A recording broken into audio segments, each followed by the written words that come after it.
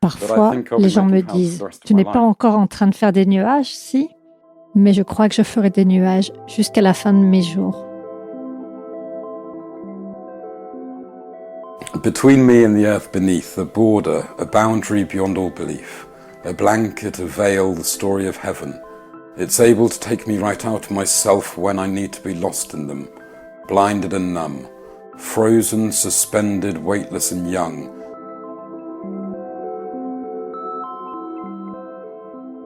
My name is Rob Good. Je m'appelle Rob Good. Je suis né à Londres, mais j'ai grandi à Oxford. J'ai étudié la sculpture à l'université de Leeds. J'ai déménagé à Londres et j'ai fait un master au Chelsea College of Art and Design. Après cela, je me suis vraiment plongée dans la taille de pierre. J'ai alors décidé de partir en Italie et cela fait maintenant environ 7 ans que je vis dans la même région, à Pietrasanta. Et je continue à tailler la pierre. Quand on commence à travailler la pierre, ça devient vite addictif. On ne fait plus grand-chose d'autre. J'ai 1001 idées pour créer d'autres sculptures en pierre. Je découvre différents types de pierres et récemment, j'ai commencé à combiner différentes couleurs de marbre. Ce n'est que la deuxième fois que je réalise une sculpture en granit et je ne vais pas mentir. C'est très dur. Mais c'est génial. Le granit est formidable justement parce qu'il est si dur. On n'a pas à s'inquiéter de sa fragilité. Et pour des sculptures publiques, c'est fantastique. Elles ne s'abîmeront pas. Mais je dois dire que j'adore le marbre. Il y a quelque chose dans la façon dont il interagit avec la lumière que le granit ne possède pas. C'est un travail physiquement très exigeant. Il y a des jours où je me dis, mais qu'est-ce que je fous là? Avant, j'avais un bon travail de bureau, mais en même temps, c'est merveilleux. Tu rentres chez toi à la fin de la journée, complètement défait, épuisé. Mais c'est une sensation formidable. Tu as accompli quelque chose. Ça a un sens. Ces morceaux de pierre dureront toute ma vie. Ils dureront 1000 ans. Alors, bien sûr, j'ai commencé par faire des pièces plus petites et j'en fais encore, mais je veux qu'elles soient de plus en plus grandes. Tu sais, le rêve, c'est d'avoir d'immenses sculptures qui puissent trôner au milieu des villes ou qui aient une vraie présence dans un parc ou ailleurs. Je pense vraiment qu'il y a une forme d'expérience pure dans le fait de profiter de l'art sans la formalité d'un musée ou d'une galerie. Je trouve cela merveilleux. J'aime l'idée que l'art soit amusant, qu'il puisse être un jeu. Et pour moi, une sculpture est terminée quand tu vois des enfants courir autour, jouer dessus. L'an dernier, j'ai participé à mon premier symposium. Je suis allée en Arabie Saoudite, à Riyad, pendant 1 mois. Je suis tout simplement tombée amoureux de l'idée des symposiums. Tu sais, en tant qu'artiste, tu passes ton temps avec tes propres idées. Tu travailles longtemps, souvent seul, à créer une œuvre. Et puis d'un coup, c'est terrifiant. Tu t'exposes dans une galerie ou une expo. Et tu espères juste que le reste du monde va comprendre ce que tu as voulu dire. Et c'est là que les symposiums de sculpture sont si attirants. Tu n'es pas seul. Bon, évidemment, pendant que tu travailles, tu es seul, mais tu es tout le temps en train de discuter avec d'autres artistes, à partager des idées. C'est très spécial.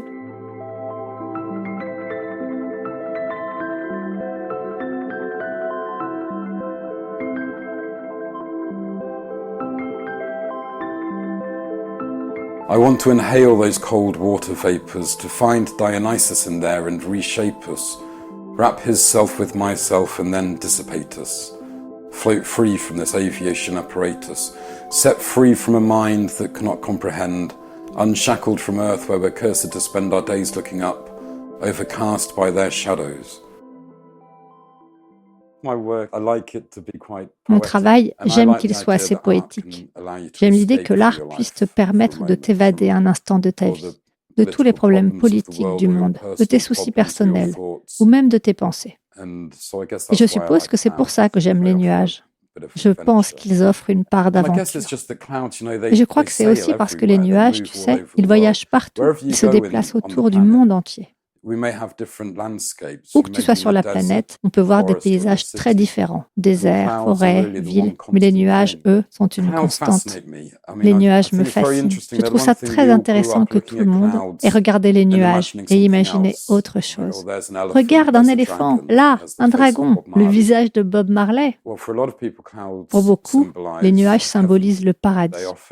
Ils offrent cette idée du sublime. C'est la seule chose qu'on ne pourra jamais atteindre. Je ne sais pas. Je trouve qu'il y a quelque chose de romantique dans les nuages. J'aime le défi de prendre un matériau lourd, permanent, comme la pierre ou le marbre, et d'essayer d'en faire quelque chose de léger, doux, quelque chose qui semble fugace, éphémère.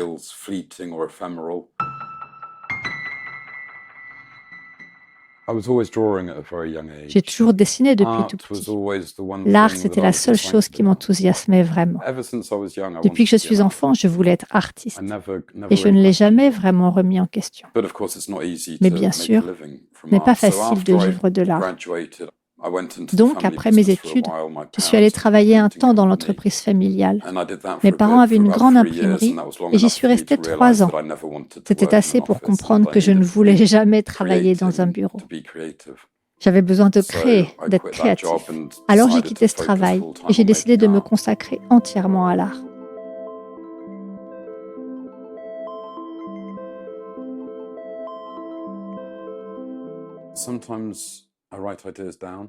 Parfois, les meilleures idées arrivent après une bouteille de vin. Alors je dois les noter, parce que je ne m'en souviendrai pas le lendemain matin. Oui, parfois je les dessine. J'ai toujours un carnet de croquis et un cahier dans mon sac, où que j'aille. On ne sait jamais quand une idée va surgir, alors il faut être prêt à la saisir. I want to look down and to know what my dad knows, to know all the secrets the universe holds, to be part of their stories, the color of gold, to feel very young but to think very old. Parfois, je commence par un croquis, un dessin. Parfois, je fais un modèle en argile. Et parfois, je vais directement dans la pierre.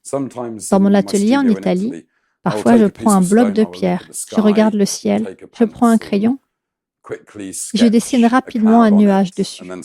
Puis je commence à tailler. Et bien sûr, au bout de 5 minutes, le nuage a disparu. Alors je laisse mon imagination combler les vides. C'est une façon de travailler assez amusante. Parfois, j'ai le modèle en argile à côté de moi quand je travaille la pierre. Je me permets toujours de changer en cours de route. Parfois, c'est simplement pratique. Tu avances dans la taille, tu découvres un défaut dans la pierre et tu dois adapter ton idée. Mais ce n'est pas que ça. Je trouve plus intéressant de garder ce processus de décision actif tout au long de la création. Sinon, oui, ça devient un peu ennuyeux.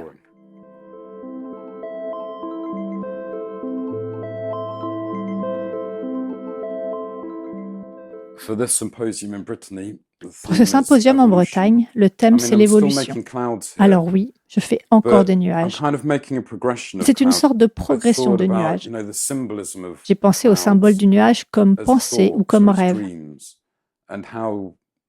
et à la manière dont nos idées progressent. Je commence par un simple cube. Dans un seul bloc de granit, je crée 5 couches. La première, toute petite, est un cube. La deuxième est un nuage très simple, presque comme un dessin animé. Et les 3 suivantes deviennent progressivement plus complexes, un peu plus réalistes. C'est cette idée que nos pensées évoluent, qu'elles deviennent plus nuancées à mesure que l'on grandit, et aussi que nos idées se développent à force de les approfondir. Donc oui, c'est une sorte de réflexion philosophique sur l'évolution. Mais c'est aussi l'évolution d'un rêve, l'évolution d'une pensée.